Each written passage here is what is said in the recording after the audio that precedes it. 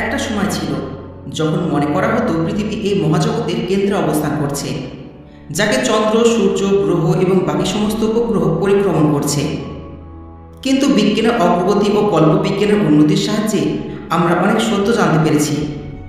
কেমন করে সূর্যকে প্রদক্ষিণ করছে পৃথিবী এবং আমাদের সৌরমণ্ডলের বাকি সব গ্রহ। আপনারা যারা শহরে থাকেন রাতের আকাশে কিছু তারা দেখতে পান, আর যারা গ্রামে থাকেন তারা হয়তো শহরের তুলনায় আকাশে একটু বেশি তারা দেখতে পায়, গ্রামের আবহাওয়াতে পলিউশনের মাত্রা কম থাকার জন্য। কিন্তু আপনি কি জানেন আমাদের এই মহাবিশ্ব আসলে কতটা বড়, এর সীমানা কত দূর, আর কি কি লুকিয়ে আছে এর ভিতর? আজ আমরা ছুটে যাব আপনাকে নিয়ে মহাবিশ্বের শেষ সীমানায়। আসলে মহাবিশ্ব কি এবং কতটা বড়? তো চলুন আজকের এই ভিডিওর মাধ্যমে যাত্রা করা যাক মহাবিশ্বের শেষ সীমানা পর্যন্ত। আমরা যখন পৃথিবী থেকে 12 কিলোমিটার উচ্চতায়, তখন এখানে শেষ হয়ে যাচ্ছে আমাদের ট্রপোস্ফিয়ার। আর এখানে আমাদের বায়ুমণ্ডলের পুরো 80% ভর উপস্থিত। এরপর দিয়ে বেশিরভাগ প্লেনগুলো উড়ে থাকে। যখন আমরা ভূপৃষ্ঠ থেকে 50 কিলোমিটার উপরে যাব, তখন এখানে শেষ হয়ে যাবে স্ট্র্যাটোস্ফিয়ার। আর এই স্ট্র্যাটোস্ফিয়ারে উপস্থিত থাকে ওজোন লেয়ার, যা আমাদের ক্ষতিকর আল্ট্রাভায়োলেট রশ্মি থেকে বাঁচিয়ে থাকে। পৃথিবী থেকে যখন আমরা 80 কিলোমিটার উপরে যাব, তখন এখানে শেষ হয়ে যাবে মেসোস্ফিয়ার। যখন আমরা এর থেকে 700 কিলোমিটার উপরে যাব, তখন এখানে শেষ হয়ে যাবে থার্মোস্ফিয়ার।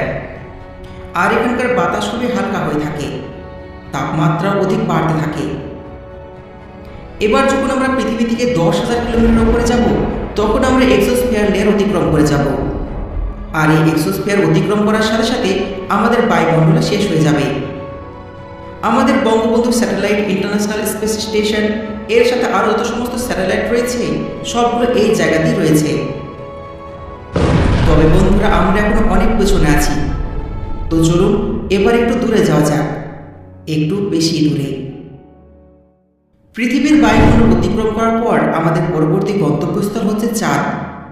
আর এই চাঁদ আমাদের পৃথিবী থেকে 3,44,400 কিলোমিটার দূরে। আর এই দূরত্ব এতটাই যে এখানে 30টা পৃথিবী পুরোপুরি এঁটে যাবে। চাঁদ থেকে এখন আমরা 15 কোটি কিলোমিটার দূরে, অর্থাৎ সূর্যের কাছে চলে এসেছি। এই সূর্য আমাদের সৌরমণ্ডলের একমাত্র নক্ষত্র, যার ফলে পৃথিবীতে প্রাণের অস্তিত্ব রয়েছে।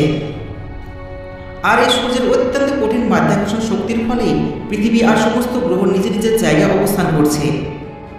এখন আমরা চলে যাই আমাদের প্রতিবেশী গ্রহ মঙ্গলের কাছে, যে মঙ্গলের দূরত্ব আমাদের পৃথিবী থেকে 22.5 কোটি কিলোমিটার, যা পৃথিবী আর মঙ্গলের দূরত্বের অ্যাভারেজ। যদি আপনি এখানে আলোর গতিবেগে আসেন, তাহলে আপনার 20 মিনিট সময় লেগে যাবে। এবার চলুন আর একটু এগিয়ে যাওয়া যাক। এখন আমরা চলে এসেছি আমাদের সৌরমণ্ডলের সবচেয়ে বড় গ্রহ জুপিটার, অর্থাৎ বৃহস্পতির কাছে। একটি বড় উপগ্রহ এবং 12টি ছোট ছোট উপগ্রহ নিয়ে জুপিটার নিজে একটা সোলার সিস্টেম। আমাদের সৌরমণ্ডলের সমস্ত গ্রহগুলো একত্রিত করলেও জুপিটার তারপরও সবার থেকে অনেক বড়। এই গ্রহের মাঝ বরাবর রয়েছে দ্য গ্রেট রেড স্পট। একটা ভয়ঙ্কর ঝড়ের কারণে এই চিহ্নটা হয়ে চলেছে। আর জুপিটারে এই ঝড় 1000 কোটি বছর ধরে চলছে। আর শুধু এই চিহ্নটুকুই আমাদের পৃথিবী থেকে 3 গুণ বড়। চলুন এবার একটু দূরে যাওয়া যাক। এখন যে গ্রহটি দেখতে পাচ্ছেন, এটা হলো স্যাটার্ন বা আমাদের শনি, যা গোলাকার রিং দিয়ে ঘেরা। আমাদের সৌরমণ্ডলের সবচেয়ে সুন্দর গ্রহ এটি। এই বিশাল বড় রিং নুড়ি, কাকর এবং বড় বড় বরফ দিয়ে তৈরি। শনি গ্রহের চারিদিক দিয়ে বিস্তৃত লক্ষ কোটি কিলোমিটার ধরে রয়েছে এই রিং। এই গ্রহটিকে 62 উপগ্রহ অতিক্রম করে চলেছে। আর এর মধ্যে সবচেয়ে বড় উপগ্রহটি হলো টাইটান। বাকিগুলো দেখতে গেলে আমাদের অনেক সময় লেগে যাবে। চলুন এগুলোকে স্কিপ করে আরেকটু এগিয়ে যেতে থাকি। সামনে যেতে যেতে চলে এসেছি ভয়েজার 1 স্পেস ক্রাফটের কাছে। এখন পর্যন্ত মানব সৃষ্টি এটাই একমাত্র জিনিস যেটা পৃথিবী থেকে সবচেয়ে দূরে রয়েছে। আর পৃথিবী থেকে এর যে দূরত্ব, সেটা হলো 138 AU। AU আবার কি বন্ধুরা? এর মানে হলো অ্যাস্ট্রোনমিক্যাল ইউনিট। পৃথিবী এবং সূর্যের মাঝে যে দূরত্ব থাকে সেটাকে 1 AU বলা হয়। আর এই ভয়েজার 1 স্পেসক্রাফটটি আমাদের পৃথিবী এবং সূর্যের দূরত্ব থেকে 138 গুণ দূরে অবস্থান করছে। মানে এখন আমরা আপনাদেরকে নিয়ে চলে এসেছি 21 লক্ষ কোটি বছর দূরে। আপনি এখন যে ছবিটি দেখছেন এটি ভয়েজার 1 স্পেসক্রাফট থেকে তোলা ছবি। আমার মনে হয় এর থেকে স্পেসের সুন্দর ছবি আর হতেই পারে না। আপনি এখানে যে ছোট্ট বিন্দুটি দেখতে পাচ্ছেন এটি আমাদের পৃথিবী, আমাদের সবকিছু। আপনি যত মানুষকে চেনেন, জানেন, যত মানুষের কথা শুনেছেন, সবাই এই ছোট্ট বিন্দুর মধ্যেই আছে। আপনার সব সুখ, চাওয়া পাওয়া, সমস্ত টেকনোলজি যেগুলো সম্পর্কে আপনি জেনে এসেছেন, এমনকি ব্যবহার করছেন, যেখান থেকে আপনি এই ভিডিও দেখছেন, সব কিছু এই ছোট্ট বিন্দুতে বসে। আর আমরা আমাদেরকে কত না বড় ভেবে থাকি। বন্ধুরা, এই ভয়েজার 1 17,000 কিলোমিটার প্রতি সেকেন্ডের গতিতে ছুটে চলেছে।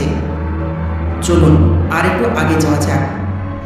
যখন আমরা সৌরমণ্ডলের আগে যেতে যেতে এগিয়ে যাব, তখন আমরা পৌঁছে যাব ইন্টারস্টেলার সৌরমণ্ডলের কাছে।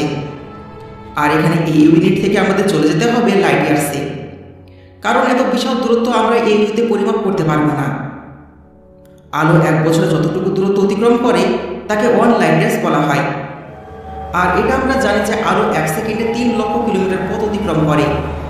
সেই হিসাবে 9.5 লক্ষ কোটি কিলোমিটার সমান 1 আলোকবর্ষ।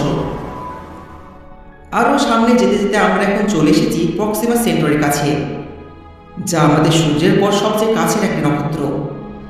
আর এই তারাটি আমাদের পৃথিবী থেকে 4.4 লাইট ইয়ার্স দূরে অবস্থিত। আলোর গতি সম্পূর্ণ স্পেসক্রাফট যদি কখনো বিজ্ঞানী তৈরি করতে সফল হয়ে যান, তবুও সেটিতে করে আমাদের এখানে পৌঁছতে 4.5 বছর সময় লেগে যাবে। আর যে ভয়েজার 1 স্যাটেলাইটকে আমরা পেছনে ছেড়ে আসলাম, ওটা এখানে পৌঁছতে 77,000 বছর সময় লেগে যাবে। কিন্তু আমরা তো ঠিকই চলে এলাম, তাই না? আমরা তো দেখছি আলোর থেকে বেশি স্পিডে ভ্রমণ করে চলেছি। এখন আমরা আরও সামনে যেতে যেতে আমাদের মিল্কি ওয়ে গ্যালাক্সি থেকে বেরিয়ে যাচ্ছি। আমাদের এই মিল্কি ওয়ে গ্যালাক্সি প্রায় 1 লক্ষ আলোকবর্ষ এলাকা জুড়ে রয়েছে। মানে আপনি যদি পুরো আলোর গতিতে পুরো মিল্কি ওয়ে গ্যালাক্সি ঘুরে বেড়ান, তবুও আপনার 1 লাখ বছর সময় লেগে যাবে। আমাদের এই গ্যালাক্সিতে আমাদের পৃথিবীর সূর্যের মতনই আরও 100 বিলিয়ন গ্রহ নক্ষত্র রয়েছে। বর্তমানে আমাদের পুরো পৃথিবীতে মানব সংখ্যা রয়েছে 7.6 বিলিয়ন বা 750 কোটি। মানে আমাদের পুরো পৃথিবীর সম্পূর্ণ জনসংখ্যার থেকেও আরও 92 গুণ বেশি গ্রহ নক্ষত্র রয়েছে এই মিল্কি ওয়ে গ্যালাক্সিতে, যেগুলো 90%ই আমাদের পৃথিবী থেকে আকারে বড়। আমরা রাত্রের আকাশে যে তারা দেখে থাকি তা আমাদের গ্যালাক্সির 100 ভাগের 1 ভাগেরও কম, যা এই ছোট্ট বিন্দুর আশপাশ দিয়ে দেখে থাকি। এই লাল বিন্দুর ভেতরে আমাদের পৃথিবী রয়েছে, এখানেই আছে আমাদের পৃথিবী। বন্ধুরা, এখন আমরা চলে এসেছি লোকাল গ্রুপ অফ গ্যালাক্সির কাছে। এটির ভিতরে প্রায় 54টি গ্যালাক্সি রয়েছে, যেগুলো প্রত্যেকটা আমাদের মিল্কি ওয়ে গ্যালাক্সি থেকে বড়। এই লোকাল গ্রুপ প্রায় 10 মিলিয়ন লাইট ইয়ার্স বা 1 কোটি আলোকবর্ষ অবস্থিত, যা আমাদের মিল্কি ওয়ে গ্যালাক্সি থেকে 100 গুণ বেশি। চলুন এবার আমরা একটু দূরে যাওয়ার চেষ্টা করি। এবার আমরা চলে এসেছি ভর্কো সুপার ক্লাস্টারে। এখনই আমরা যে লোকাল গ্রুপ থেকে আসলাম, ওটা এই ভর্কো সুপার ক্লাস্টারের ছোট্ট একটা পার্ট। এই Virgo super cluster 110 million light year জুড়ে রয়েছে, মানে 11 কোটি আলোকবর্ষ জায়গা জুড়ে। যেখানে আগে এই লোকাল গ্রুপের আয়তন ছিল মাত্র 10 মিলিয়ন বা 1 কোটি আলোকবর্ষ। আমাদের যে ছোট্ট মিল্কি ওয়ে গ্যালাক্সি রেখে এসেছি, ওটাও এই ভর্কো সুপার ক্লাস্টারের একটি পার্ট। চলুন আর একটু যাওয়া যাক। এবার আমরা চলে এলাম লানাইকা সুপার ক্লাস্টারের কাছে। আমরা যে ভর্কো সুপার ক্লাস্টারটিকে দেখে আসলাম, ওটা অনেক ছোট এই লানাইকা সুপার ক্লাস্টারের কাছে। আমাদের গ্যালাক্সি সহ আরও 1 লক্ষ গ্যালাক্সির ঘর এই লানাইকা সুপার ক্লাস্টার। আর এটা 520 মিলিয়ন লাইট ইয়ার্স জায়গা জুড়ে অবস্থিত, মানে এর আয়তন 52 কোটি আলোকবর্ষ। পুরো জায়গাটা আলোর গতিতে ঘুরতে আপনাকে 52 কোটি বছর সময় লেগে যাবে। এরপরও এটি জাস্ট বালু করার মতন আমাদের অবজারভেবল ইউনিভার্সের সামনে। আপনি হয়তো ভাবছেন এসব কি হচ্ছে, তাহলে আমরা কি? আমরা খুবই সামান্য, তাও আবার সৃষ্টির সেরা জীব। চলুন যাওয়া যাক অবজারভেবল ইউনিভার্সের কাছে। এটি হচ্ছে অবজারভেবল ইউনিভার্স, যাকে আমরা অবজার্ভ করতে পারি, দেখতে পারি, বুঝতে পারি। এই লানাইকা সুপার ক্লাস্টার অনেক অনেক অনেক অনেক অনেক ছোট আমাদের অবজারভেবল ইউনিভার্সের কাছে, যেখানে 2 ট্রিলিয়ন গ্যালাক্সি রয়েছে, যেগুলো আমাদের মিল্কি ওয়ে গ্যালাক্সির চেয়েও অনেক গুণ বড়। এখানে এতগুলো তারা রয়েছে যে যদি আমরা আমাদের পৃথিবীর বালুকণায় একটা একটা করে কাউন্ট করি, তবুও কম পড়ে যাবে। এই পুরো অবজারভেবল ইউনিভার্সের আয়তন হচ্ছে 9300 কোটি আলোকবর্ষ, মানে 93 বিলিয়ন লাইট ইয়ার্স। যদি আপনি লাইটের গতি অর্থাৎ 300 কোটি কিলোমিটার প্রতি সেকেন্ডের গতিতে পুরো এই অবজারভেবল ইউনিভার্সে ঘুরে বেড়ান, তাও আপনার ঘুরে শেষ করতে 9300 কোটি বছর সময় লেগে যাবে। আর এই যে অবজারভেবল ইউনিভার্স দেখছেন, এইটা প্রতি সেকেন্ডে আলোর গতিতে ছুটে চলেছে। এর আয়তন প্রতিনিয়ত বাড়তে চলেছে। এটি আপনার কাছে অনেক বড় মনে হচ্ছে নিশ্চয়ই। যদি আমি বলি এটা জাস্ট ছোট্ট একটা পার্ট আমাদের মহাবিশ্বের, তাহলে আপনি কি বলবেন? জি হ্যাঁ বন্ধুরা, অনেকে আছেন যারা কোরআনকে বিশ্বাস করেন না। তাদেরকে বলছি, according to cosmic inflation theory of doctor Alan Guth, আমাদের যে অবজারভেবল ইউনিভার্সটি রয়েছে এটি জাস্ট ছোট্ট একটা বিন্দু আমাদের পুরো মহাবিশ্বের কাছে।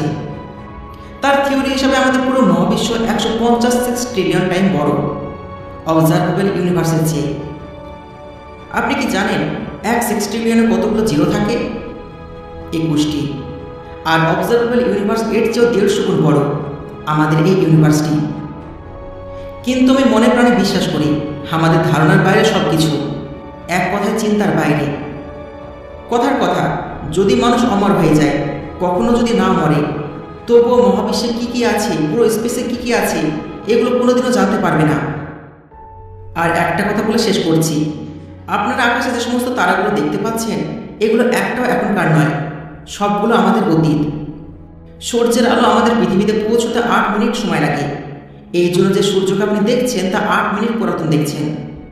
একই সাথে আকাশে লাখ লাখ তারা যেগুলো থাকে সেগুলো লক্ষ লক্ষ লাইট ইয়ার্স দূরে অবস্থিত। সেগুলো আমরা অনেক আগে থেকে দেখতে পাচ্ছি। না জানি এগুলো কেমন দেখাবে, হতে পারে একদম আলাদা। তো বন্ধুরা, কেমন লাগলো আজকের এপিসোড? কমেন্টের মাধ্যমে আপনার মতামত জানাবেন।